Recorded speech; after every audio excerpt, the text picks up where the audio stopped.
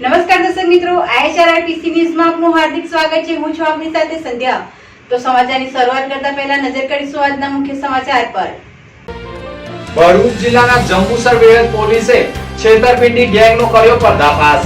વર્દીના બહાને વાહનો મંગાવી છેતરપિંડી કરતી ગેંગના મહિલા સહિત 6 ની ધરપકડ। બે ઇકો બુલેટ મોબાઈલ મળી અંદાજે 10 લાખ રૂપિયાનો મુદ્દામાલ જપ્ત।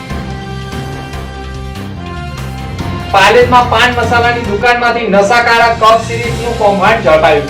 510 બોટલો સાથે બે આરોપીઓની ધરપકડ।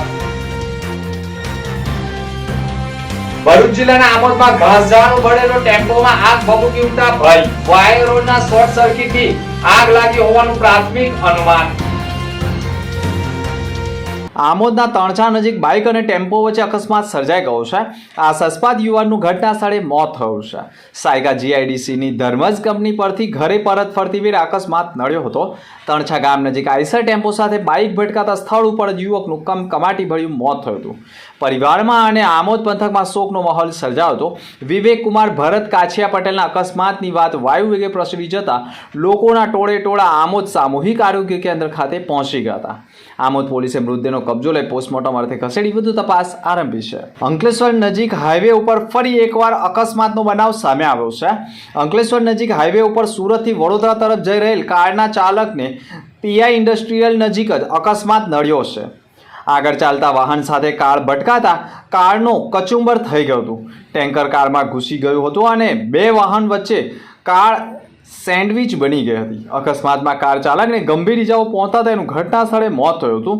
તેના મૃતદેહને રેસ્ક્યુ કરવાની ફરજ પડી હતી। કચુંબર બની ગયેલા કારમાં રહેલા મોતને ભેટેલાના મૃતદેહને બહાર કાઢવા માટે કારને પણ લોખંડના પતરા કાપીને બહાર કાઢવાની ફરજ પડી હતી। બનાવની જાણ થતાની સાથે જ પોલીસ કાફલો ઘટના સ્થળે પહોંચી ગયો હતો।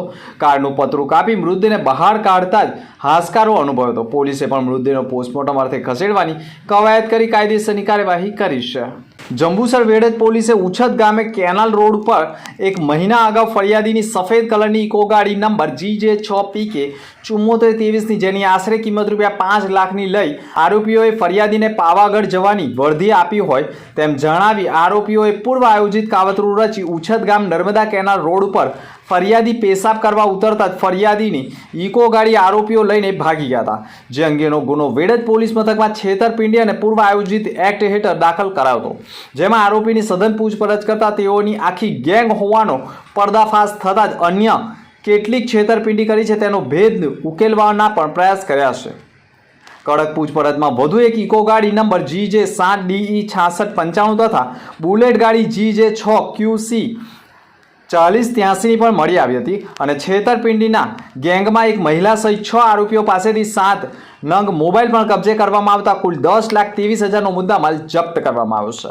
ઝડપાયેલા આરોપીમાં રાહુલ ઉર્ફે કિસુ પ્રભાત વસાવા ઉંમર વર્ષ 24 રહે Indira colony railway colony Vadodara, Chirag Mahesh Patel ઉંમર વર્ષ 28 રહે ભાયલા કોઈ પ્રાથમિક શાળાની સામે કપડવંજ હાલ રહે પાદરા વડોદરા, ભૂપેન્દ્રસિંહ ઉર્ફે ભૈલુ ઉર્ફે જોખમ પઢિયાર ઉંમર વર્ષ 24 રહે પાદરા વડોદરા, સુનિલ ઉર્ફે सूरज रमेश पटेल उम्र वर्ष 23 रहे वणसोल हाल रहे पादरा वडोदरा, रौनक उर्फे रॉकी हितेश छासटिया उम्र वर्ष 24 रहे गामेठा पादरा वडोदरा, कृष्णाबेन महेशभाई सुथार उम्र वर्ष 20 रहे पादरा वडोदरा, भूपेन्द्र सिंह उर्फे भैलूनी पत्नी मળી 6 લોકોની ધરપકડ કરી વધુ છેતરપિંડીના ભેદ ઉકેલવા માટે રિમાન્ડની તજવીજ આરંભી છે।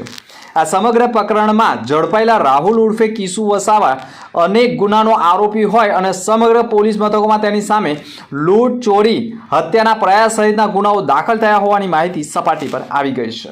પાલેજ પોલીસ મથકમાં નોંધાયેલી ફરિયાદ અનુસાર પાલેજના જહાંગીર પાર્કમાં રહેતા રિઝવાન મુબારક પટેલ પોતાના ઘરે દુકાનના મકાનમાં ગેરકાયદેસર નશાકારક કફ સિરપનું પણ વેચાણ કરે છે તેવી બાતમીના આધારે પાલેજ પોલીસ મથકના PI શિલ્પા દેસાઈએ પોતાની ટીમ સાથે રિઝવાન પટેલની દુકાન અને ઘરમાં તપાસ કરતા દુકાનના આગળના ભાગે આવેલા કાઉન્ટરની નીચે એક પ્લાસ્ટિકના બોક્સમાં 30 નંગ કફ સિરપ મળી આવતા બોટલો મળી આવી હતી। જે ભૂરા કલરના સ્ટીકરો લગાડવામાં આવ્યા હતા. બાદમાં વધુ તપાસ કરતા રિઝવાન પટેલના ઘરની અંદર બાથરૂમ આવેલ છે અને તેની દિવાલને અડીને આવેલ બાથરૂમ એટલે કે બેડરૂમમાં પણ તપાસ કરવામાં આવતા દરવાજા પાસેથી ખાખી પુઠ્ઠાનું બોક્સ મળી આવતું, જેમાં નશાકારક સિરપની 120 નંગ પ્લાસ્ટિકની બોટલો મળી આવી હતી. વધુ તપાસ કરતા ઘરના રૂમમાંથી સેટી પલંગની બાજુમાંથી પણ ખાલી બોક્સ મળી આવતા કાર્યવાહી કરી હતી અને 3 બોક્સ સુરતના માર્કર પેનથી લખેલું હોય તે પણ મળી આવતા અને સેલો ટેપ લગાડેલ હતી. સાથે મકાનના બીજા માળે પાણીની ટાંકી નજીક પણ તપાસ કરતા વધુ કપ સિરપની બોટલો બહાર મળી આવી હતી. કુલ 510 નશાકારક બોટલો મળી આવતા 75,990 નો મુદ્દામાલ જપ્ત કરતો ઘટના સ્થળ ઉપરથી પોલીસે આરોપી રિઝવાન મુબારક પટેલ રહે જહાંગીર પાર્ક પાલેજ તથા સુરતનો કે જેણે બોક્સ ઉપર લખાણ મુજબ આપેલ હોય તે ભાવેશ મથુર ખીચડિયા રહે કતારગામ સુરત નાઓની ધરપકડ કરી કાયદેસરની કાર્યવાહી કરી છે. પાલેજ પોલીસ સ્ટેશનના પોલીસ અધિકારી શિલ્પા દેસાઈ, પોલીસ ઇન્સ્પેક્ટર અને એમના સ્ટાફના માણસોને એક બાતમી હકીકત મળેલી કે પાલેજ ટાઉનમાં જહાંગીર પાર્કમાં એક રિઝવાન મુબારક પટેલ નામનો એક ઇસમ રહે છે અને ગેરકાયદેસર રીતે જે સરકાર દ્વારા પ્રતિબંધિત કરવામાં આવેલી છે એવી કોડી કેમ નામની નશાકારક દવાનું ગેરકાયદેસર રીતે વેચાણ કરે છે અને એનો ઘણો મોટો જથ્થો પોતાના ઘરમાં છુપાવી રાખ્યો છે. એવી બાતમી હકીકત આધારે પાલેજ પોલીસ સ્ટેશનના પીઆઈ શ્રી અને એમના સ્ટાફે રેડ કરેલી. રેડ દરમિયાન આ રિઝવાન ઘરે હાજર મળેલો અને એની સાથે ઝડપી કરતા એને સાથે રાખીને 500 જેટલી કોડીકામ ટી કે જે પ્રતિબંધિત નશાકારક સિરપ છે, કપ સિરપ, એટલી મોટી માત્રામાં મળી આવતા એફએસએલ અધિકારીને સ્થળ ઉપર બોલાવેલા અને એની પ્રાથમિક ચકાસણી કરાવેલી. ત્યારબાદ FSL માં પણ આના નમૂના મોકલી આપેલા અને FSL માં એનું પરીક્ષણ થતા એ નશાકારક કફ સિરપ અને માદક દ્રવ્ય કોડેન નામનું ધરાવતી હોવાનું તપાસમાં જણાવેલું કે જે NDPS એક્ટમાં એને માદક દ્રવ્ય ગણવામાં આવેલું છે. એ પરીક્ષણ અહેવાલ આધારે આ બાબતમાં પાલેજ પોલીસ સ્ટેશનમાં NDPS એક્ટની વિવિધ કલમો હેઠળ ગુનો દાખલ કરેલો અને આ આરોપી જે છે રિઝવાન મુબારક પટેલ એને ગુનાના કામે ગઈકાલે ધરપકડ કરવામાં આવેલી છે. આરોપી રિઝવાનની પૂછપરછ કરતા એને એવું જણાવેલું કે એક ભાવેશ પટેલ નામનો માણસ છે જે પાલેજમાં મેડિકલ ધરાવે છે, એને આ જથ્થો પૂરો પાડેલો. તો આ ભાવેશ પટેલે પણ એ પોતે જાણતો હોવા છતાં આવી રીતે મોટી માત્રામાં ડોક્ટરશ્રીના પ્રિસ્ક્રિપ્શન વગર કોઈને આવું કપ સિરપ નહીં આપી શકે એવી જાણકારી હોવા છતાં એને આને આ નશાકારક કપ સિરપ પ્રોવાઈડ કરેલી. તો એ અનુસંધાને ભાવેશ પટેલને પણ ગુનાના કામે ધરપકડ કરવામાં આવેલી છે અને પાલેજ પોલીસ સ્ટેશને આ ગુનો નોંધી આ ગુનાની આગળની તપાસ વધુ તપાસ એસઓજીના પીઆઈ શ્રી એ ચૌધરીને સોંપેલ છે. ભરૂચ એસઓજી પોલીસની ટીમ અંકલેશ્વર શહેરમાં પેટ્રોલિંગમાં હતી તે દરમિયાન સાળંગપુર ગામની મંગલદીપ સોસાયટીની બાજુમાં ખુલ્લી જગ્યામાં વનસ્પતિજન્ય માદક પદાર્થ ગાંજા ભરેલી સ્વિફ્ટ ગાડી ગત તારીખ 31/1/2024ના રોજ મળી આવી હતી.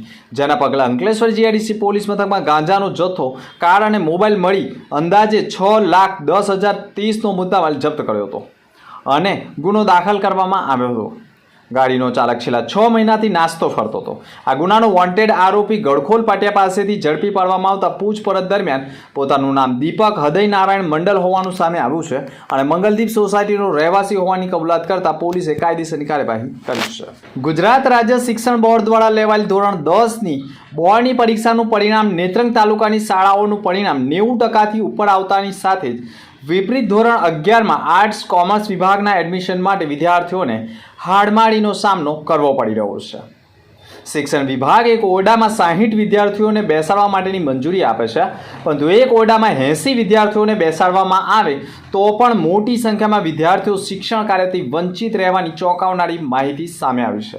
આચાર્યશ્રીએ એમ કીધું છે કે અમે લોકો એડમિશન સ્ટેપ બાય સ્ટેપ જેમ ટકાવારી જેમ આપીએ છીએ, પણ જે લોકો અમારે સાહેબને એમ કહેવું છે જે 255 વિદ્યાર્થી છે જે રિપીટર હોય, રિપીટર કેમ છે? ફેલ થયા. તમે સારું નહીં ભણાવ્યું હોય તો ફેલ થયા છે. આ વખતે તમને બધાને પાસ કરી દીધા છે, તો ગયા વખતે કેમ નહીં કર્યા? એટલે બધી જ બાજુના પ્રશ્નો ઉઠે છે. ત્યારે મારી સાહેબને પણ વિનંતી છે કે આ 255 તાત્કાલિક ધોરણે તમે એડમિશન આપી દો અને બાકીના નેત્રંગ ગામના આજુબાજુ જે શાળાથી નજીકના જે લોકોને દૂર શાળા પડે છે, ગરીબ લોકો છે, ટ્રાઇબલ વિસ્તાર છે, આદિવાસી છે, મધ્યમ વર્ગના લોકો છે, તે લોકો ભણવા માટે ક્યાં જાય, તો એમને તાત્કાલિક ધોરણે એડમિશન ચાલુ રાખો. તમારા 3 વર્ગ ડીઓ સાહેબ સાથે આપણે વાત થઈ છે, એમણે સ્પષ્ટ એવું કીધું છે, ફોન પર ટેલિફોનિક વાત થઈ કે એડમિશન ચાલુ રાખો મંજૂરીના ધોરણે. એટલે અમારી મીડિયાના માધ્યમથી નેત્રંગ તાલુકાના તમામ વિદ્યાર્થીઓને ને વિદ્યાર્થીઓના વાલીઓને વિનંતી છે, તાત્કાલિક ધોરણે આ 13 તારીખે શાળા ચાલુ થાય એના પહેલે અહીંયા બધા જ લોકો એડમિશન માટે અહીંયા અરજી આપી દો. પછીનો પ્રશ્ન તેવા સંજોગોમાં નેત્રંગ તાલુકા મથકે કાર્યરત શ્રીમતી MM ભક્ત હાઈસ્કૂલમાં કોંગ્રેસ અગ્રણી શેરખાન પઠાણની આગેવાનીમાં વિદ્યાર્થીઓ વાલીઓએ હલ્લાબોલ કરતા માહોલ ગરમાયો હતો.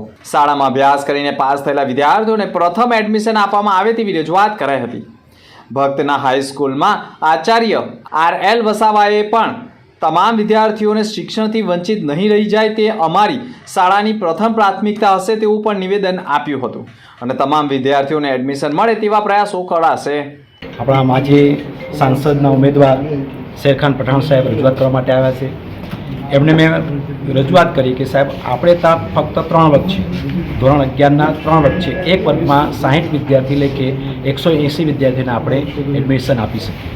તો આપણે 180 વત્તા જે 6 બાળકો લેખે આપણે જે ડીઓ કચેરીમાં જે એડમિશન લેવાનું છે તે આમ કરીને 198 આપણે એડમિશન આપ્યું. તદુપરાંત જે ગાંધીનગરથી મંજૂરી લેવાની છે એના માટેના બીજા બાળકોને આપણે એડમિશન આપી રહ્યા છે. અત્યાર સુધી આજ દિન સુધી 215 વિદ્યાર્થીઓને મેં એડમિશન આપી દીધું છે. એટલે જેથી જે શાળાના રૂલ્સ છે, સરકારના રૂલ્સ છે, એના કરતાં વધારે એડમિશન આપ્યું છે અને હજુ એડમિશનની પ્રક્રિયા ચાલુ છે. આપણે એક જ દિવસે કંઈ 200 બાળકોને એડમિશન આપી શકીએ નહીં સાહેબ. એટલે ક્રમશઃ આપણે મેરિટ યાદીના આધારે આજે 50 બાળકો, બીજા દિવસે 50 બાળકો એમ ક્રમશઃ આપી રહ્યા છે અને ભવિષ્યમાં પણ જે વિદ્યાર્થીઓ આ શાળાના વિદ્યાર્થીઓ છે એને આપણે એડમિશન આપવાના જ છે. અને નવા વર્ગની મંજૂરી માટે અમારા પ્રમુખ સાહેબે મંજૂરી આપી દીધી છે અને પ્રમુખ સાહેબે કીધું છે કે આપણે નવો વર્ગ માંગવાનો છે, પણ નવા વર્ગના મંજૂરી માટે હજુ ઓનલાઈન પોર્ટલ ચાલુ થયું નથી. એટલે ઓનલાઈન પોર્ટલ ચાલુ થશે ત્યારે અમે નવા વર્ગની મંજૂરી માંગીશું. પણ હાલ અમે અગ્રિમતાના ધોરણે આ શાળાના વિદ્યાર્થીઓને અમે એડમિશન આપી રહ્યા છીએ. આમોદ તાલુકાના મંજુલા ગામે ઘાસચારો ભરેલો ટેમ્પોમાં અચાનક આગ લાગતા દોડધામ મચી જવા પામ્યો હતો. ગામ લોકોએ મહા મુસીબતે આગ ઉપર કાબુ મેળવતા હાશકારો અનુભવ્યો હતો. ગામ લોકોએ બનાવના પગલે આમોદ નગરપાલિકાના પ્રમુખને ટેલિફોનિક વાતચીત કરી હતી, પરંતુ ગામ લોકોએ આગ ઉપર કાબુ મેળવ્યા બાદ ફાયર બ્રિગેડ આવતા ગામ લોકોમાં પણ રોષ ભભૂકી ઉઠ્યો હતો. જ્યારે સ્થાનિકો દ્વારા જીબીના વાયરો વધુ પડતા નીચે હોવાથી આગ લાગી હોવાનું પ્રાથમિક અનુમાન સાથે ગંભીર આક્ષેપ કર્યા છે.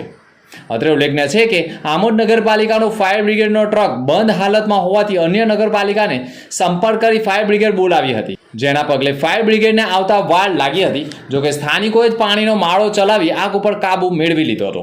મારું નામ મનહરભાઈ કરશનભાઈ પરમાર, ગામ મંજોલા, તાલુકો આંબોદ, જિલ્લો ભરૂચ, નવી નગરી રહેવાનું.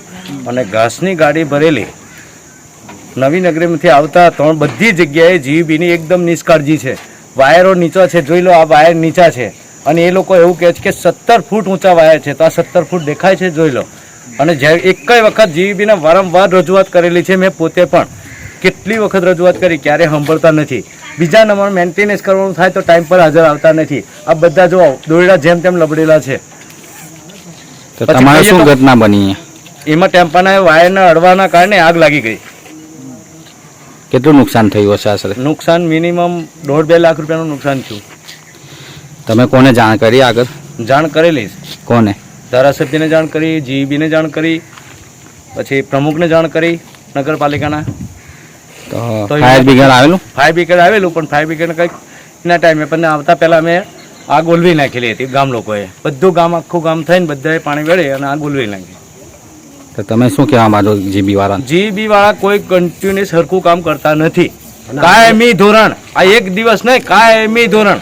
હમણાં આવીને ગયા તો એ પછી મને કાયદો એવો બતાવવા મળે કે 17 ફૂટ હોય તમારી ગાડી, મારી ગાડી છે 12 ફૂટ ઊંચી, બરાબર, અને ઘાસ ભરેલું હોય તો 13 ફૂટ તો થાય જ. તો 17 ફૂટમાં લાગે ના કોઈ દિવસ. અને આઈને ઉભા રહ્યા નથી. અને આઈને ઉભા રહ્યા નથી જીબી વાળા. આ વાયર ભરેલા છે, જુઓ, એ ચેક કરવા રહ્યા નથી. ડાયરેક્ટ જતા રહ્યા. જો વાયર હળગેલા છે, હવે કંઈક થાય તેની જવાબદારી. આ વાયર હળગેલા છે. અંતમાં ફરી એક નજર આજના મુખ્ય સમાચાર પર. ભરૂચ જિલ્લાના જંબુસર વેળત પોલીસે છેતરપિંડી ગેંગનો કર્યો પર્દાફાશ. વર્ધીના બહાને વાહનો મંગાવી છેતરપિંડી કરતી ગેંગના મહિલા સહિત 6 ની ધરપકડ. 2 ઇકો બુલેટ મોબાઈલ મળી અંદાજે 10 લાખ રૂપિયાનો મુદ્દામાલ જપ્ત. પાલેજમાં પાન મસાલાની દુકાનમાંથી નશાકારક કપ સિરીઝનું કૌભાંડ ઝડપાયું. 510 બોટલો સાથે 2 આરોપીઓની ધરપકડ.